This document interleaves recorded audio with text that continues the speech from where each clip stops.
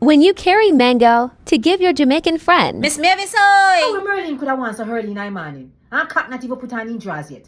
Janet, Yes, mommy. go to the door and tell Merlin say me no there. Yes, mommy.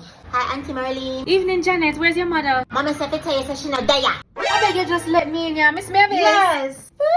Me carry quarter dozen mango for you.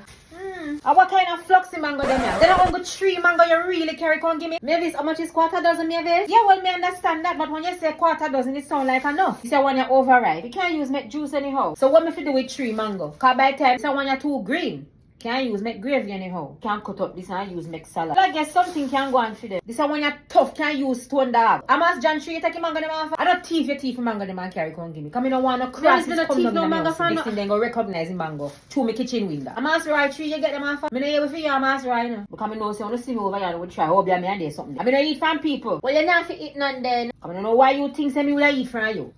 Maybe you know some I shouldn't carry no mango con give. After that me beg you carry mango con give me. Anyway, me thank you very much still. Look here, you know have 2 pair can give me. Me no mean the softy one them, me mean the one them was smooth like butter.